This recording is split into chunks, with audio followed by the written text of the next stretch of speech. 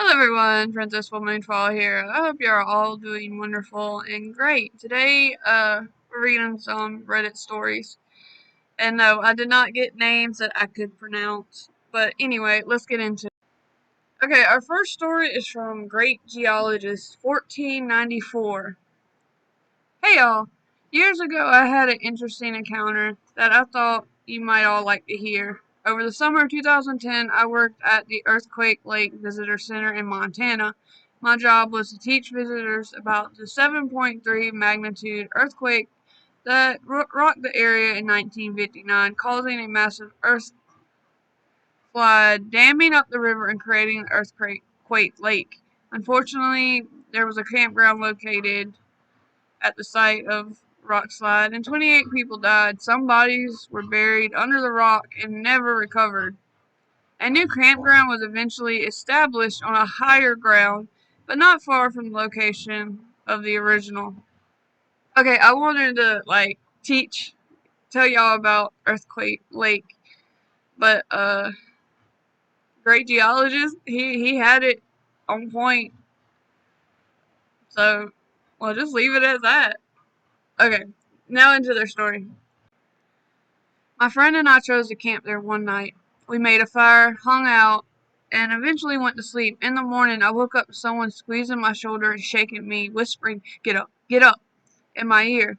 I sprang up, but I was alone in the tent. When I crawled out, my friend was sitting in her car listening to music as she had woken up before me. I still think about that all this time. I'm not prone to night terrors or anything of the like, and it felt real in a way that dreams typically do not. To this day, I don't know what I was being warned of, but it really stuck with me. Moral of the story, if you're ever out in the Dutton, I can't pronounce the word, visit the center and the campground. It's beautiful and an interesting story, and there are likely spirits who remain there who look to be lonely. It is very eerie and sad. I can't imagine how horrifying that night must have been for those families and the people who never made it out. At the very least, their last memories were spent in nature with the people they loved. Fun fact, the summer I worked there, I worked alongside a man who was camping there that night of the earthquake. He was just a kid and came back as an adult to work at the center. I won't lie, that is extremely scary. Like, you're just sleeping peacefully and somebody who's not there starts shaking you, waking you up in a panic, telling you to get up, you know. I once read something that some spirits, they repeat the night or the day or whatever of their death. So possibly you might have met a spirit who unfortunately was still in that night and they were just like, you gotta get up, you gotta get up. And they're trying to help you, but, you know, you're not in that situation at all, unfortunately. Yeah, I bet it was horrifying.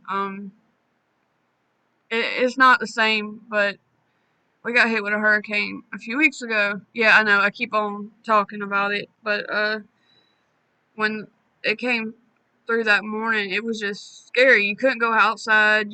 All you heard was trees snapping around you. And then, the power went out and you're just in the dark and you're just like, what's going on? I hope my family's okay. I hope everyone's okay. And you don't know what's going on. It's a horrible feeling. And I hate that some of the people who were buried under that rock slide was never found. I hope that, unfortunately, that probably means that they were never put to rest. But like great geologist said, at least they were out in nature and in, doing what they love with the people they love. I mean, that's always a plus. Okay. This is not what it sounds like. It just sort of happened this way. I did not pick usernames that were easy to pronounce. Okay, the next story is from Dapper Dentist 9930. First off, I swear on everything, this is accurate as remember, and in no way, shape, or form made up. Long story short, about a year and a half ago, I worked maintenance at an older hospital, and roughly around 11 p.m. the fire alarm goes off. It's part of our responsibility to investigate and be sure there isn't a real fire. So me and the other maintenance guy look at the fire panel to see which alarm is activated. It's showing smoke detector in the old cardiac ICU. Remind you, this unit has been empty since early 2020 when the new unit was finished being built. So when we step off the elevator and go through the locked double doors and walk down the dark, dim lit hallway around the corner, we come up to the nurses' station, and it's fully staffed with critical patients in almost every room. And we didn't think much of it at the time, but something that stuck out to both of us, everyone seemed to stop what they were doing and in complete silence just stare at both of us. We figured they must have moved back since we're the evening shift and no one told us.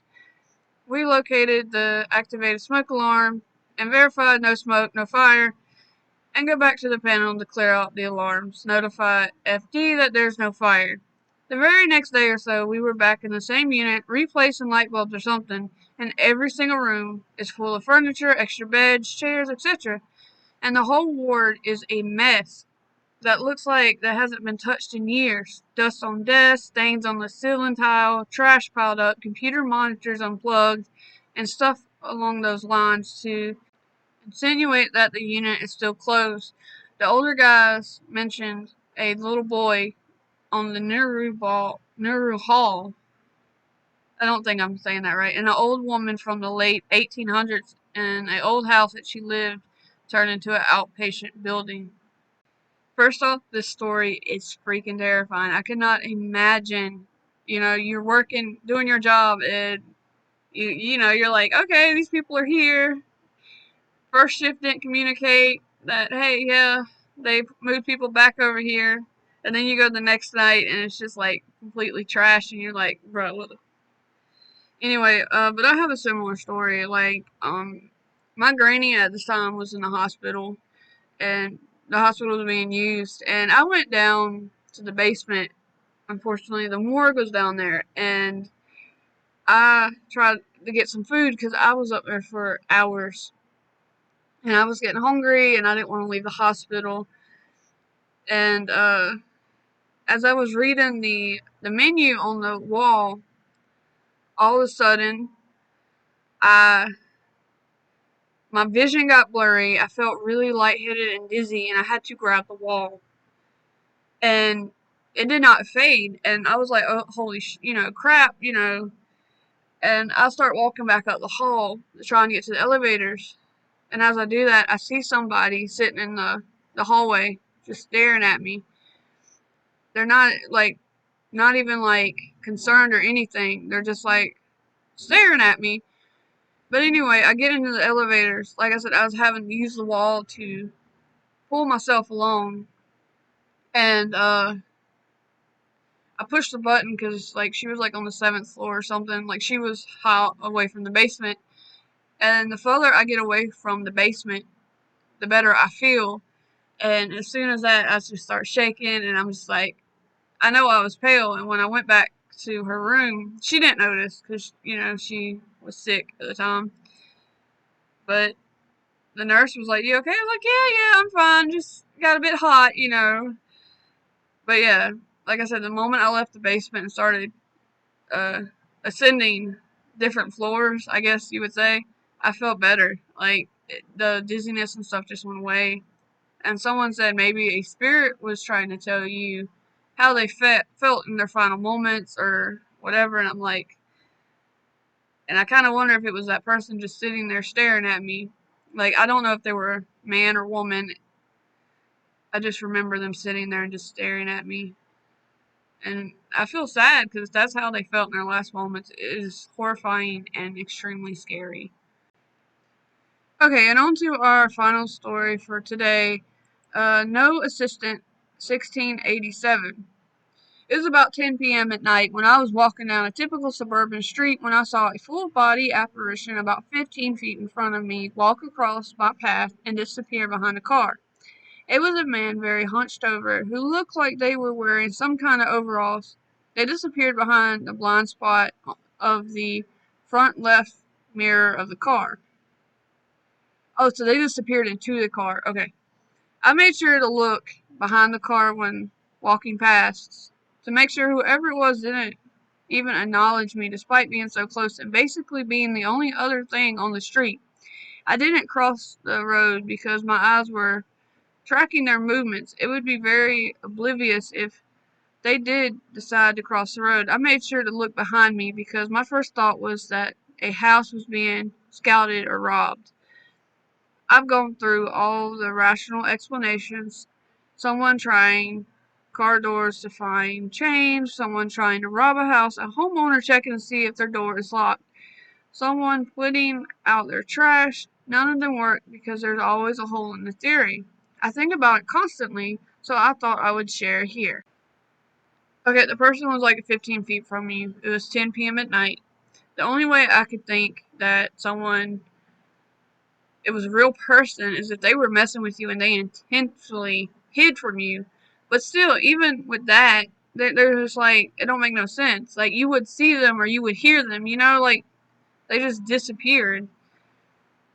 That is scary. Like, I'm glad you made it out safely. That's always the main thing, my main concern. But